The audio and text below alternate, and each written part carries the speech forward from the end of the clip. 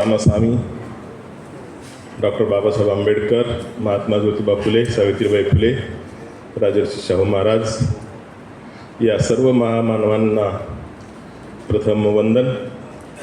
आजच्या कार्यक्रमाचे अध्यक्ष आदरणीय वीरमणी सर, उपस्थित सर्व मंचावरील पाहुणे मंडळी आणि उपस्थित सर्व बंधू आणि भगिनींनो,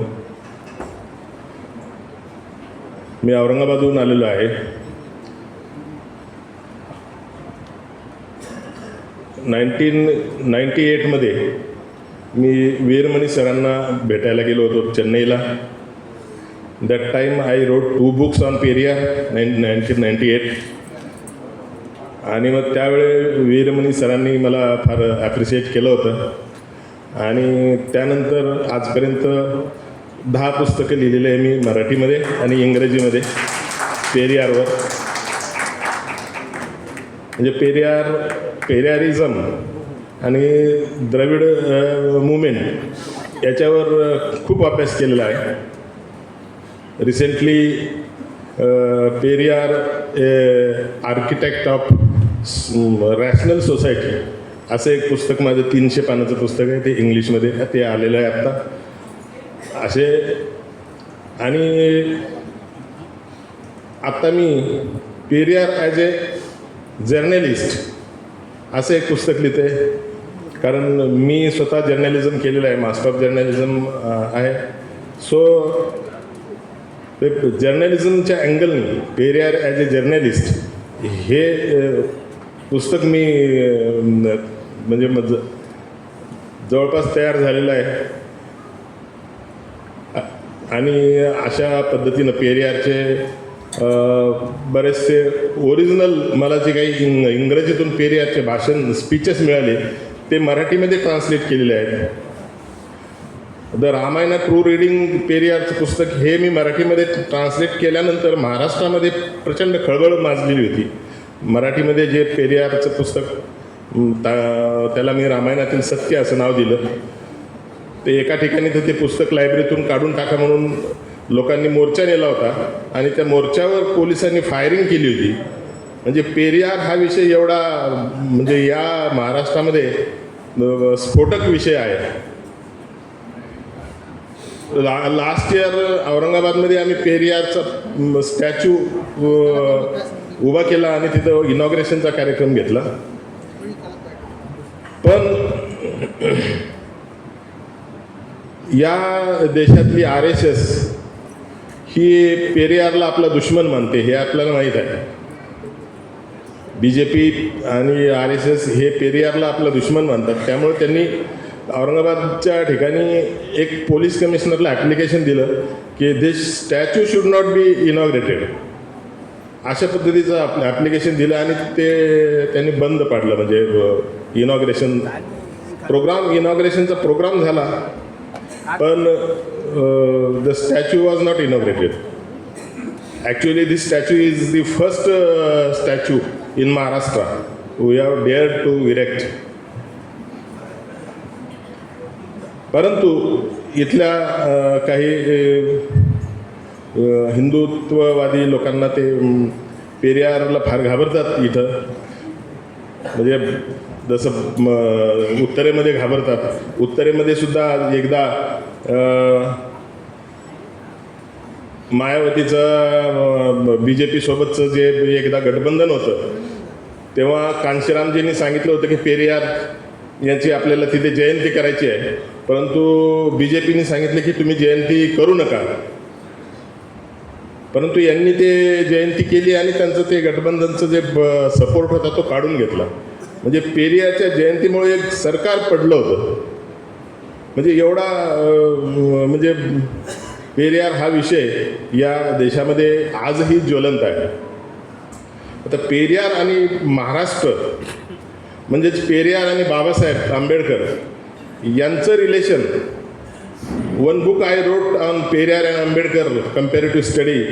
What is the relation between the Periyar and Ambedkar? I wrote one book in the morning. I gave to our Veeramani sir. तर पेरियार बाबासाहेब इकडं जे काही चळवळ करत होते तेव्हा पेरियार यांच्या कोडी अरसू या वर्तमानपत्रामध्ये बाबासाहेबांच्या इथल्या चळवळीबद्दल बातम्या तिथे छापून यायच्या. त्याचबरोबर पेरियारची जी ॲक्टिव्हिटी त्या ठिकाणी होती त्याच्या बातम्या इथल्या बाबासाहेब आंबेडकर जे वर्तमानपत्र चालवत होते, बहिष्कृत भारत, जनता, मूकनायक या पेपरमध्ये पेरियारच्या बातम्या छापलेल्या आहेत. आजही आपल्याला ते सगळ्या बातम्या त्या पेपरमध्ये वाचायला मिळतात. आणि जेव्हा जेव्हा पेरियार बॉम्बेमध्ये येत होते, मुंबईमध्ये येत होते, तेव्हा ते बाबासाहेबाकडेच यायचे. दोघांच्या भाषाचा प्रॉब्लेम होता. Periyar was talking in Tamil, but doctor Ambedkar was not knowing with Tamil. So Annadurai was translator to Babasaheb Ambedkar.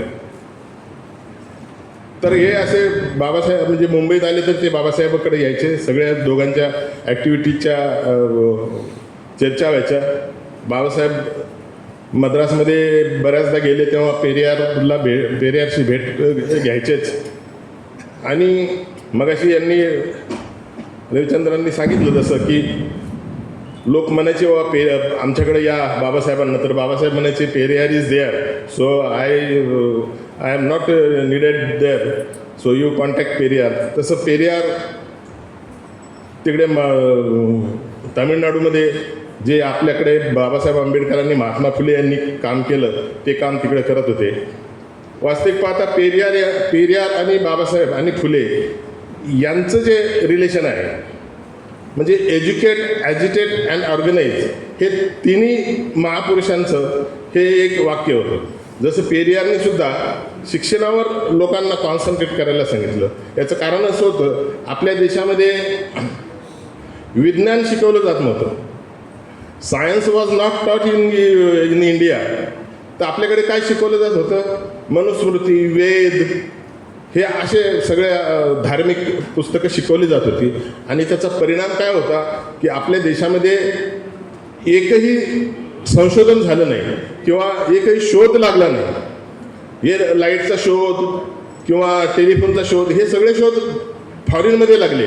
भारतामध्ये एकही शोध लागला नाही. कारण विज्ञान शिकू दिलं जात नव्हतं. विज्ञान यासाठी शिकू दिलं जात नव्हतं की इथल्या ब्राह्मणी व्यवस्थेला असं वाटत होतं की इथल्या लोकांना जर सामान्य माणसाला जर विज्ञान शिकवलं तर हे शहाणे होतील, आपले वरचढ होतील. म्हणून इथं फक्त जे वेद, पुराण वगैरे अशा गोष्टी सगळ्या शिकवल्या जायच्या. आणि त्यापासून मग शिक्षणापासून सगळं जे खालचा वर्ग आहे तो वंचित राहत होता. आणि म्हणून आपल्या देशात शोध लागलाच नाही.